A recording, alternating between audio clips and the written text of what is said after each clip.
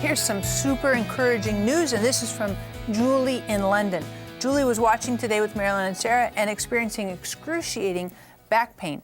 Mom and I started the program praying for people with back and knee problems, and as we prayed, Julie touched her back and her knees and believed that she would be healed, and the next morning the pain was completely gone. I love that. I love that God answers prayers in so many fantastic ways, and you may be watching right now and you may be having back problems. Oh my goodness, I love to pray for back problems.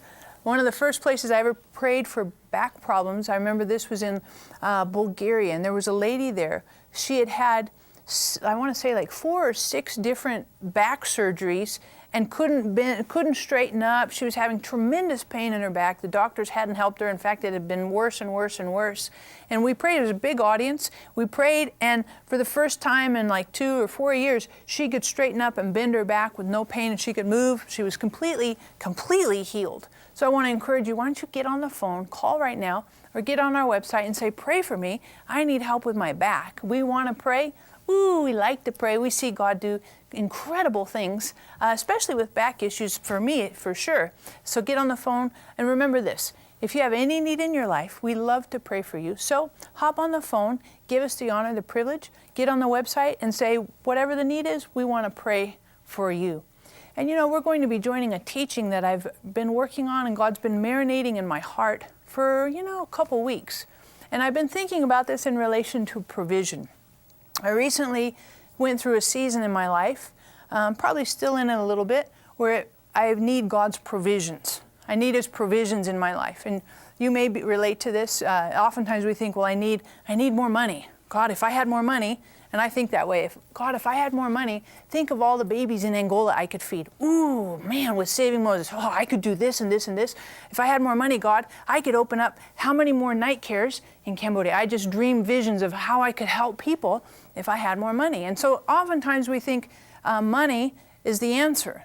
And I believe that God has answers for us beyond just money. You may be watching right now and you may think, well, I thought I needed more money to pay my bills. I thought I needed more money to get out of debt. I thought I needed more money for my health care. I thought I needed more money to fix the things in my house. I thought I needed more money. And oftentimes we think money is the answer. If I had money, I could get better clothes, and some guy would think I was cute and he would marry me. We do all kinds of crazy things in our mind, and we oftentimes think money is the answer. Money is the provision. But I want to tell you today that money isn't always the answer. Sometimes God has provisions for us to the needs in our life, and provisions that aren't just money. Let me give you an example. Recently, Mom did a fantastic, amazing, just absolutely outrageous healing meeting in Pakistan. And it was interesting because I get to be behind the scenes and kind of see all of the work that goes into it, and I'm aware of the budgets, what's it going to cost us, and the logistics, the security. I see all those things, and I'm aware of those things. And so we were talking about this event before it happened, and she has tremendous passion, love. We love Muslims, Muslims love us, and we've been to Pakistan many times over the course of 16 years or so, lots and lots of times, and we love Pakistan. I mean, we love getting to go, love the people. They're just absolutely magnificent. And I know this has been in their heart for a long time. And so I looked at our budget for this event, and we just didn't have the finances. We had some, but not near what we've had in the past. And I know this was big on Mom's heart. She wanted to do it. Let's go do something really big. And I'm like, yeah, let's do it. But I'm thinking, we don't have the money, So we had kind of set aside a certain amount of money to do this event, because you just don't go over there and on, a promise and your good looks, they're going to open these doors up for you.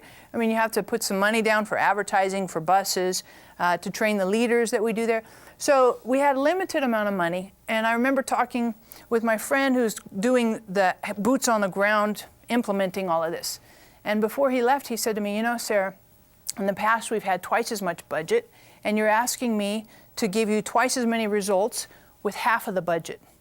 And I said, yes, that's exactly what I'm asking you to do. And he said, that's crazy. I said, I know, I totally agree. It is absolutely crazy. But I believe that God can do miracles. And he said, I believe it too. I totally believe it, but I'm just letting you know, these are the numbers, and this is the reality that I'm looking at. I said, well, this is the reality that we have. We have limited finances, so let's go and do what we can with what we've got and trust God to do whatever He's going to do, to be God. And so sure enough, and I love how God works. I mean, completely does way beyond all that we ask or think. The event was very successful. This event for Mom was the largest ever she's ever done in Pakistan. She had the most favorite, had the biggest amount of advertising and press and media exposure that she's ever had. She probably had just as many miracles, twice as many miracles as she's ever had before. She was safe. She had favor with political leaders. She met with many political leaders, even the governor of the province where she was ministering. Lots and lots of people heard about Jesus, gave their hearts to Jesus. I mean, we saw amazing things and crowds that were significantly, almost double what we've ever had in the past, all on half of the budget. It was a tremendous, tremendous miracle. And it was God's provision. The miracle was God's provision, not just the money. And I say that to encourage you that God has miracles for you as well. And you may be watching today and saying, you know, I don't know about that. And I want to encourage you that even Jesus' followers sometimes had some questions. The guys who walked day by day, His disciples that were with Him moment by moment and saw Him do all these incredible miracles, even they had some doubts. And if you flip over to Luke chapter 9, verses 12 through 17, this is the story where the disciples came to Jesus, and Jesus had been ministering to this crowd. And what happened was, at the end of the day, there was a huge crowd, well over 5,000 people there. And at the end of the day, they'd been there all day long listening to Jesus. He'd done healings and miracles, all this stuff.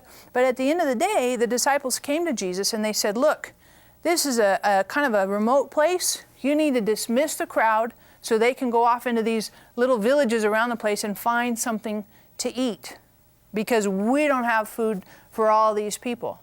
And so many times in our lives, I think we're the same way. We say, God, I don't know how you're going to do this, so we come up with our own plans, our own ideas, our own agenda, our own strategy, because we got to do something, we got to fix something.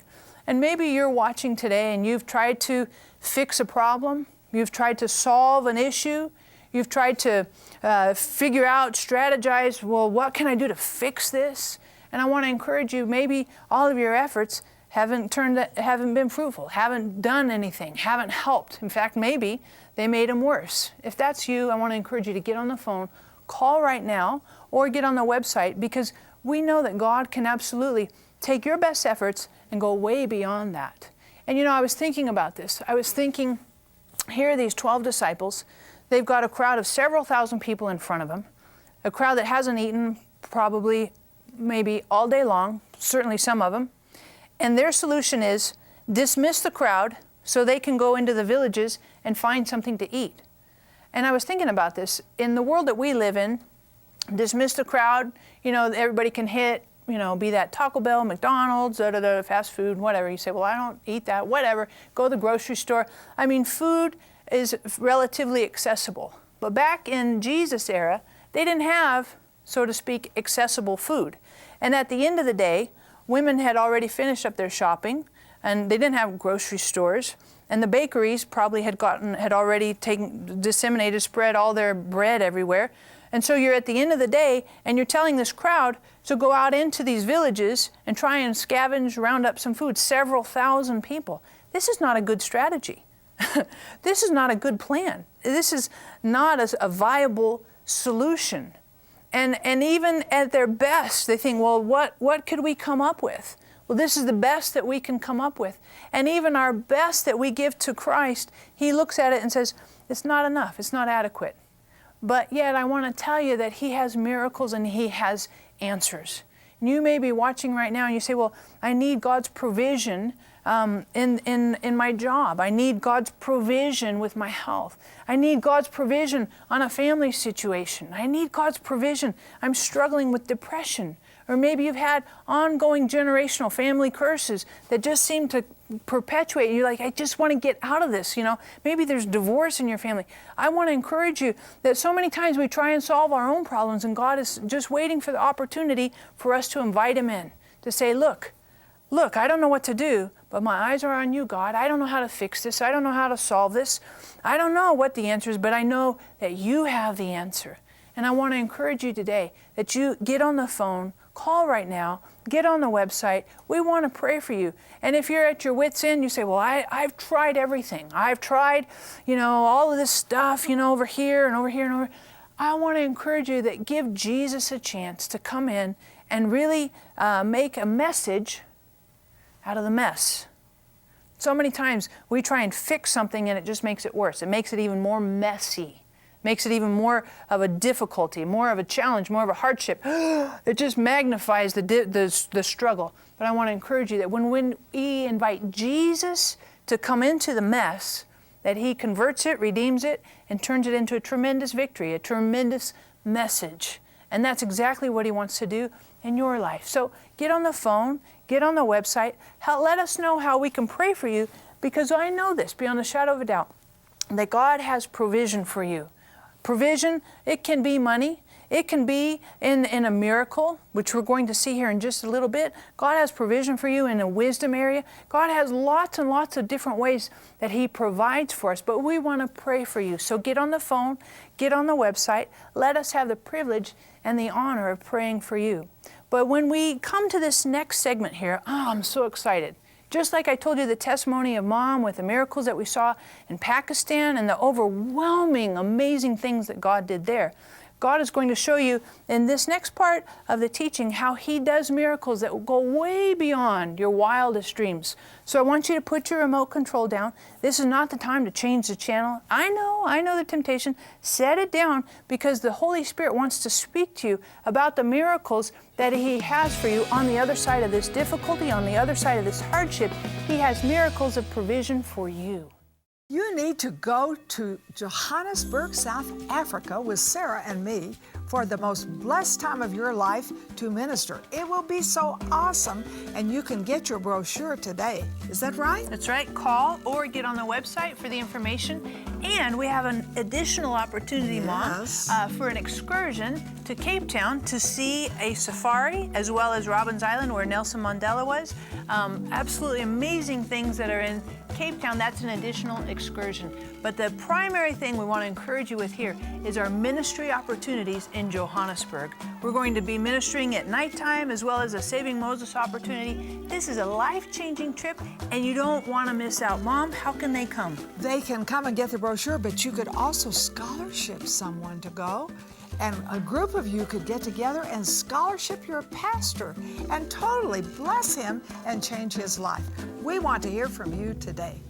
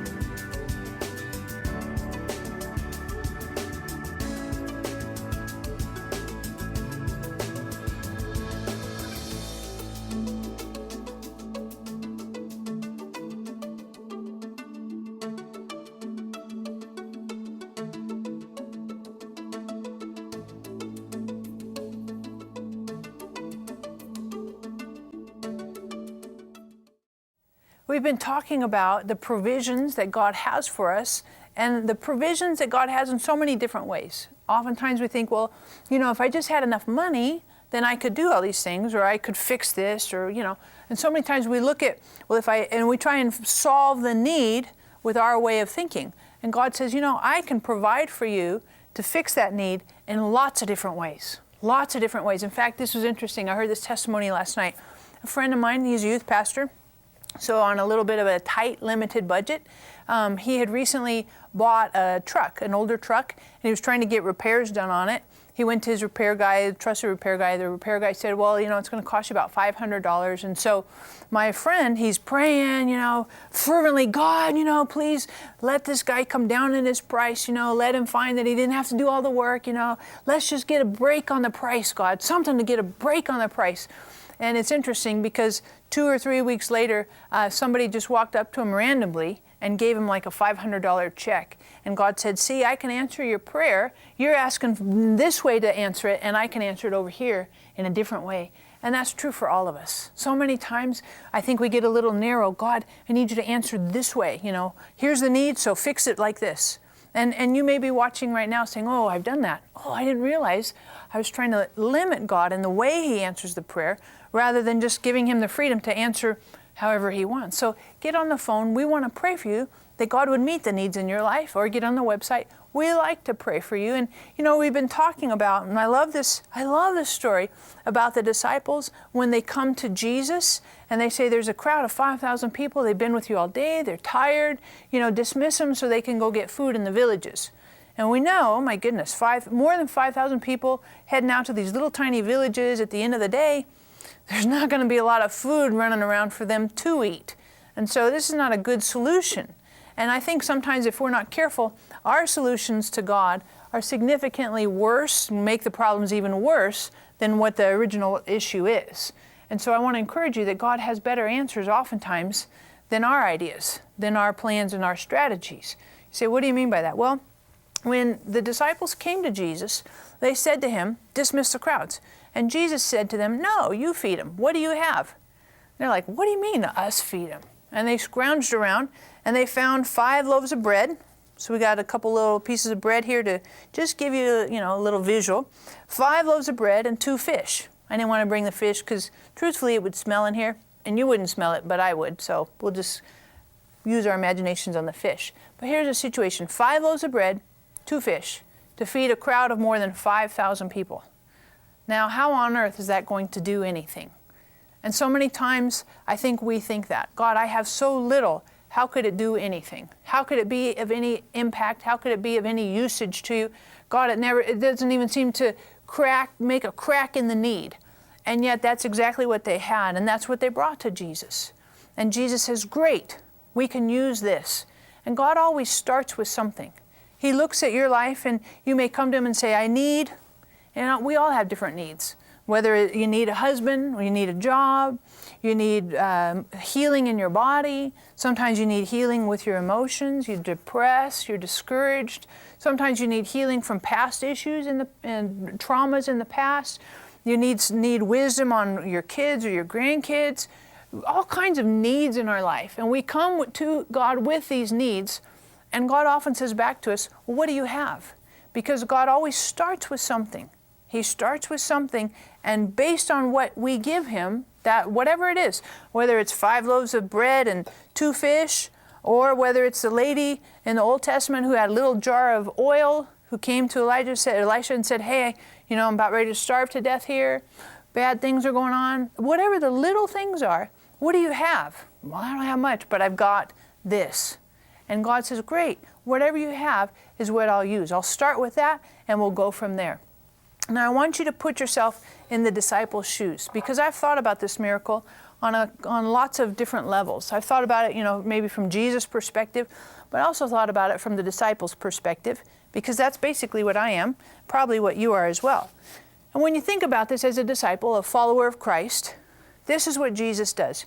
He takes the bread, takes the fish, he blesses it, and then he gives it to his disciples. Now, there's 12 of them, right? 12 disciples. So how is he going to take 5 loaves of bread? He's going to break up the bread and hand it over. He's going to break up the fish, 2 fish, divided among 12 men. So he's got to come up, from those 2 fish, he's got to come up with, if you will, 6 pieces, thinking about it.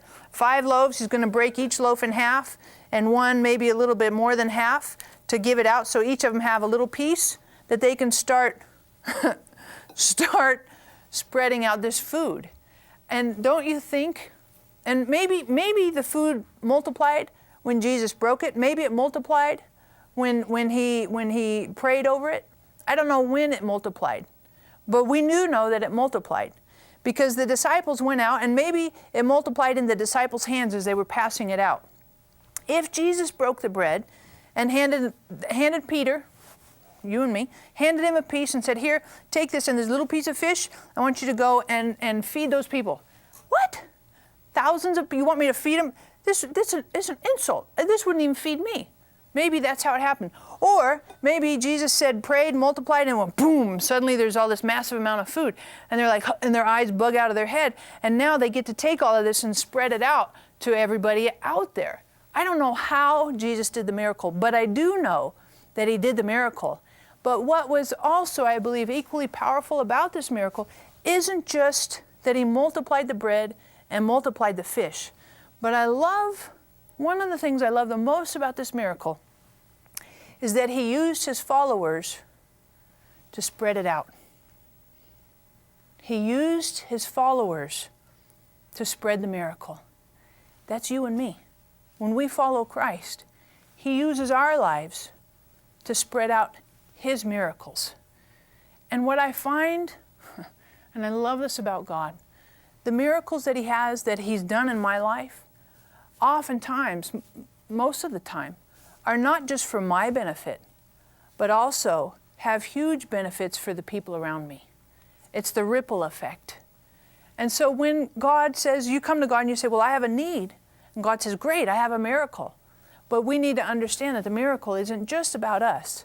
The miracle spreads and reaches people all over the place. People that we touch on a daily basis, people, family in our lives, people that we work with, people in our school place, in our school classrooms, that the miracles, God uses us to spread his miracles.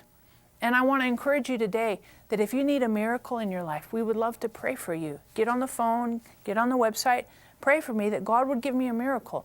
Maybe you want to list the area where you'd like a miracle. You need a miracle in your finances, need a miracle. You just need a miracle with wisdom. You need a miracle in your body with health. Whatever it is, we love to pray and we see God do miracles. And that's part of his provision plan. He uses all kinds of ways to provide for us, whether it's through miracles, whether it's through wisdom, whether it's through finances, whether it's through timely supply. God uses all kinds of ways to meet the needs, provisions in our life. And interestingly enough, as these disciples went out and they multiplied, and God multiplied the fish and the bread, and they started to spread it out, more than 5,000 people. Do you know how much food that is? If you've ever worked in a cafeteria, you've ever fed people, and there's 5,000 men, not including women and children. That's a boatload of appetite. That's a boatload of food. And the disciples, they go out and they spread out all this food. And then this is what I love. This just completely takes my breath away. It says that they came back, and when they picked up all the leftovers, they came back with more food, basically, than what they left with. They returned with 12 basketfuls of bread and fish. And remember, when they started out, all they had was 5 loaves, 2 fish.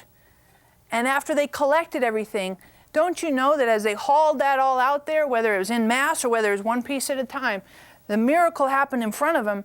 And then the miracle is they came back and said, oh my goodness, we still have leftovers. We have way more that we're bringing back than what we ever carried out. And I just encourage you that God's miracles continue to have ripple effect, and they grow and they expand. And as we continue to walk out our faith, walk out the miracle, you'll see God's miracles continue and absolutely even be multiplied beyond your wildest dreams. If you have a need in your life, please get on the phone. We want to pray for you. We want to see God's miracles activated in your life, not only for your benefit, but for the people around you. And as you walk that out, to see those miracles be multiplied. So get on the phone, get on the website. We want to pray for you, for God to meet the needs in your life. We all need miracles, and I want to share a miracle of a car with you that happened to me some years ago and has absolutely stimulated my faith to believe for cars for others. My husband sowed a $1,000 seed when we just had a very small church, and we were saving that money for a car for ourselves because our car was a wreck. So he felt led to sow it, and it frightened me, honestly. But, what could I say? He did it. And he said to me, Marilyn, don't worry. He said, God told me to do that. He will provide us a car. And so several months later, somebody borrowed the old car we had and wrecked it. So we have no car, no money, but we have faith in Jesus. And within like a month, John Osteen came to our church. We didn't know him. And he looked at my husband and he said, I see the letters C-A-R over your head. Do you need a car? And listen to this. My husband said, well, kind of. Hey, we're desperate. We have people picking us up to take us to church, and we're the pastors. But he received an offering that morning, and God gave us a beautiful car. Now, let me tell you, from that time on, I've had miracle cars over and over. But I love to pray for cars for other people, because when you have faith for something, then it overflows. It has a great ripple effect.